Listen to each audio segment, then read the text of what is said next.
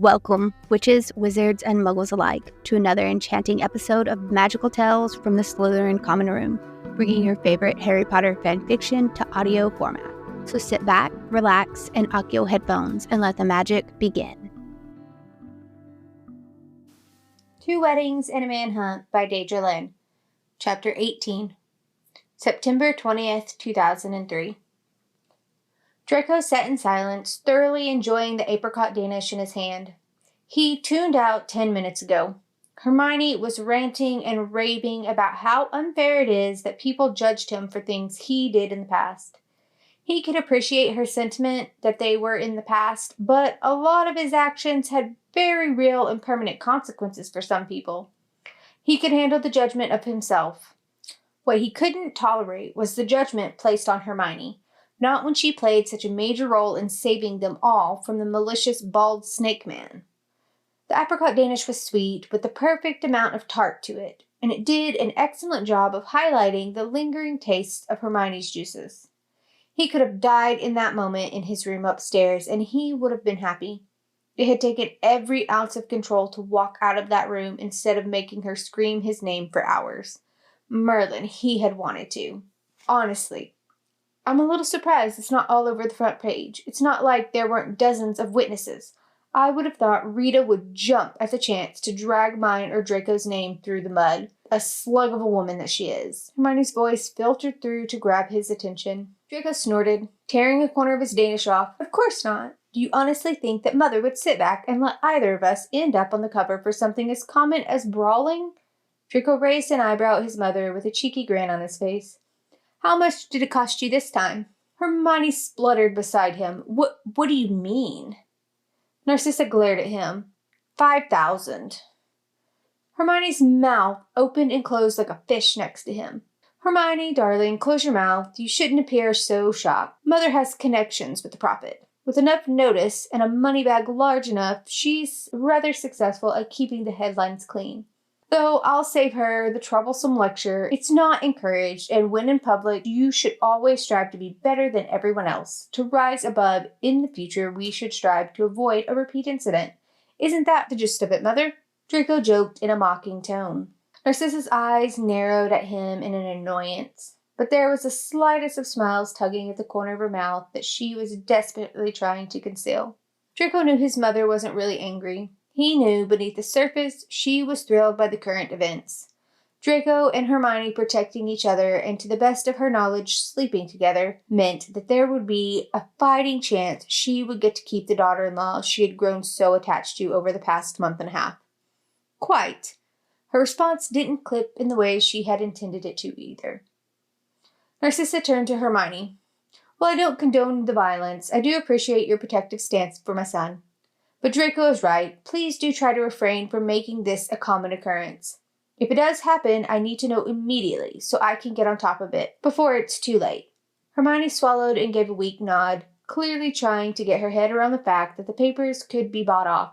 Right. Sit still, dear. Let's get you fixed up. I can't have you looking like that when we go to Diagon Alley. Diagon Alley? Hermione questioned. Yes, you and I have some business to attend to. Narcissa held Hermione's face still and passed her wand over the scratches on her face. Draco finished the last of his coffee and stood. I'll go get ready then, he said, but Narcissa gave him a stern look. You are not coming. This is between Hermione and myself, she said firmly. Is that so? Draco questioned. It is so find someone else to bother, she grumbled, but there was a pleased sparkle in her eyes.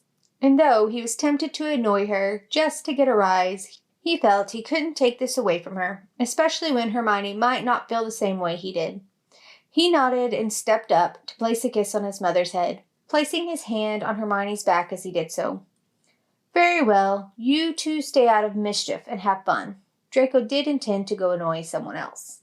He intended to annoy several someones if it meant he would keep busy for the day, so he retreated upstairs to get ready, and then go in search of Harry frickin' Potter to challenge him to a friendly game of Quidditch.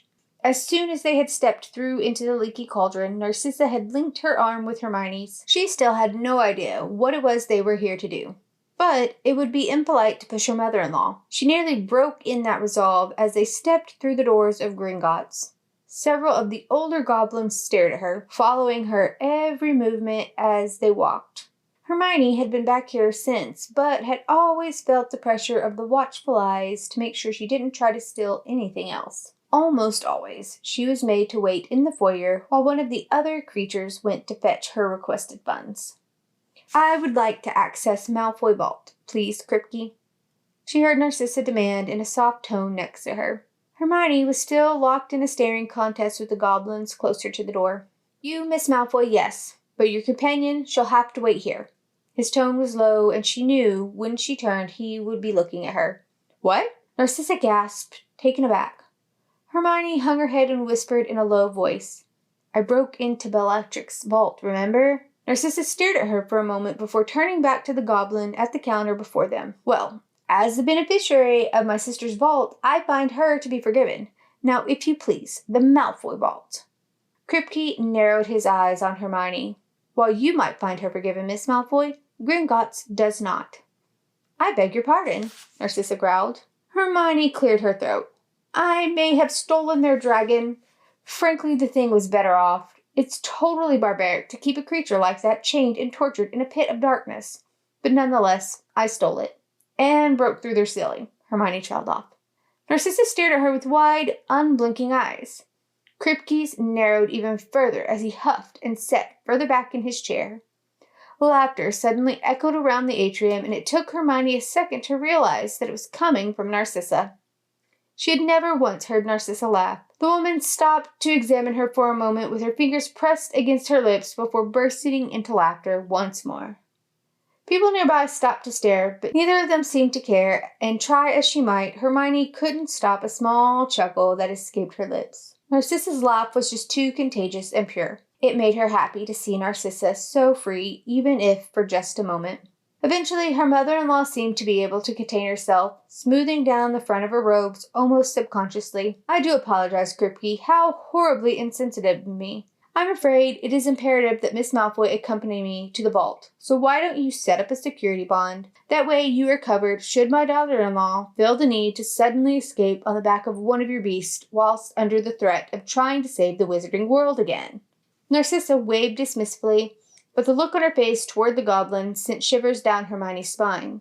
Several minutes passed with Narcissa and the goblin seemingly locked in a battle of strength as they glared each other down. "Very well," Kripke hissed, barely containing his anger. Narcissa ignored him, and a large smile broke out across her face. "Excellent!" She clasped her hands together. "Come along, darling." She motioned for Hermione to take her arm. "Narcissa, I really wouldn't have minded waiting for you in the foyer. You shouldn't have gone through the trouble. I'm not even allowed near my own vault most of the time," Hermione whispered, taking the woman's elbow and falling into step beside her. Narcissa raised an eyebrow at that information, but shook her head. "Nonsense. Besides, I was being truthful with Kripke. It is imperative that you accompany me today." Hermione knew by the woman's silence that she would be getting no more information about the matter until they arrived inside. Hermione had known that the Malfoy family was rich. Rumors even said that they were the richest wizarding family on this side of the world. But nothing would have prepared her for the sight before her. They entered the vault into what appeared to be a foyer. Straight ahead was an archway that led to a room she could have sworn was at least equal to, if not bigger than the Great Hall at Hogwarts.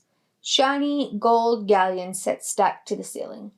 She had no interest in their money. Hermione had never really been materialistic, and at the end of the day, she had received a large sum after the war for her Merlin a First-Class award that would keep her comfortable for the rest of her life. But it was still a shock to see so much money here. Narcissa seemed amused by her shock. "Oh, it's nothing, dear. Draco and I donated 3/4 of our money after the war to fund the rebuilding efforts. I suspect it's why the Wizengamot never placed either of us on probation. Not that either of us would have fought it if they had. We were guilty of some crimes, namely blind stupidity and loyalty to that man." "Voldemort wasn't a man," Hermione disagreed quietly. Narcissa looked up from her purse, stepping closer to brush Hermione's cheek. "Oh, no, dear. I was referring to Lucius. Though I suppose he wasn't really a man either." She stepped to her right toward an archway, darkness filling the frame, stopping Hermione from seeing what lay beyond. "More like a perpetual child," Narcissa grumbled to herself as she stepped through. Hermione followed her, passing through a thin veil of darkness. "It's warded," she explained without Hermione asking. Only those in the Malfoy family can step through it. Even those nosy, blimmin' goblins don't know what's in here. She was still ruffling through her purse, trying to find something with a look of great frustration on her face. Hermione was too busy looking around the room in shock, though, to take any real notice. They had stepped into a room around the same size as her bedroom. In the center of the room was a large display case, lined with at least 1,000 different rings in every size, shape, and colored gem. The walls were lined with similar display cases, all containing busts with various necklaces and earrings.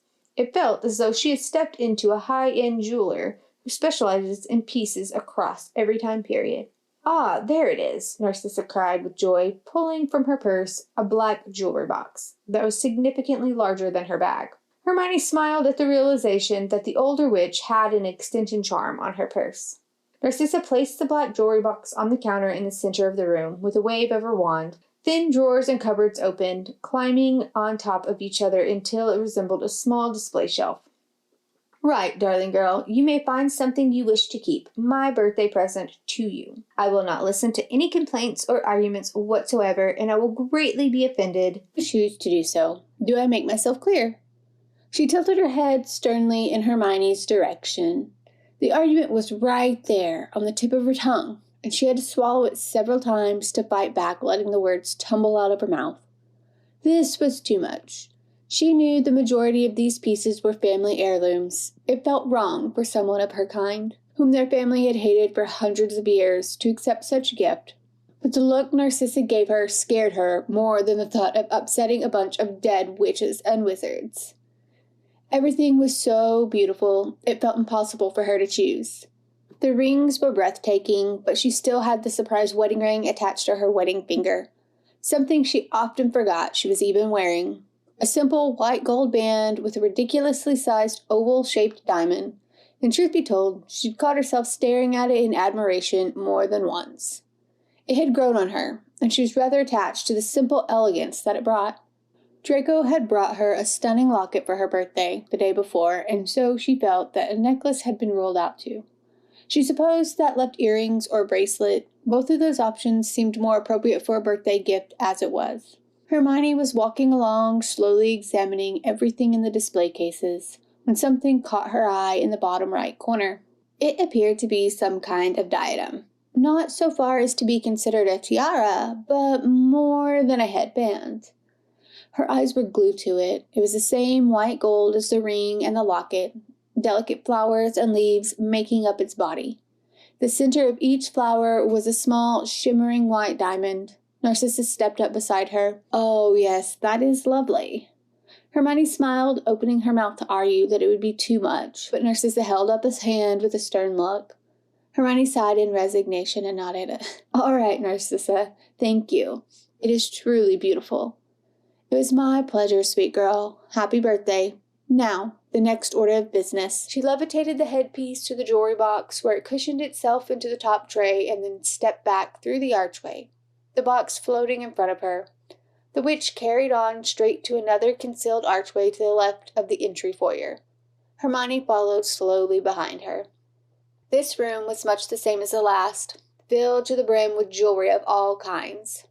"This jewelry is for the galas and benefits and so on. You may borrow anything in here for any upcoming events, and since you are representing the Malfoy family, you should know that this is also not up for debate.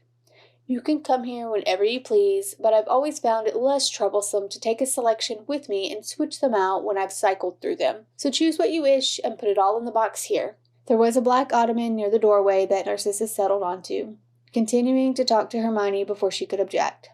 "So, Ptolemy has signed off on the introductory program for new students. Everything is all set for December to introduce next year's intake, I hear. You must be pleased." Hermione was more than pleased. She was thrilled. She couldn't stop herself from gushing as she raved about how right Narcissa had been. In a month and a half of being a chairwoman, she had accomplished more than she had in 4.5 years at the ministry. She told Narcissa all about how Julian Jones has incorporated Hogsmeade trips into the orientation schedule, Caratona Tilba had included an additional day in which Muggle-born children and their families would be guided down around Diagon Alley and have everything explained to them, rather than being left to figure it out alone. That they would be entitled to be able to return to Diagon Alley in the year leading up to the school starting to properly familiarize themselves with the textbooks and supplies.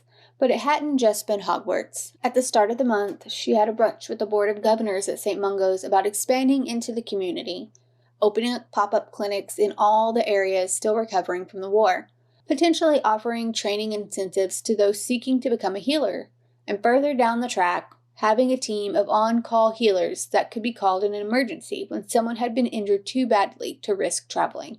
She was so busy rambling about the successes that she had had that she didn't think too much about the items of jewelry that she was selecting, not allowing herself to feel guilty for accepting them. It wasn't until she placed the final bracelet that she realized she had filled the black jewelry case. She turned to Narcissa and was surprised to see the woman's eyes shining back at her with what Hermione could swear was love and pride.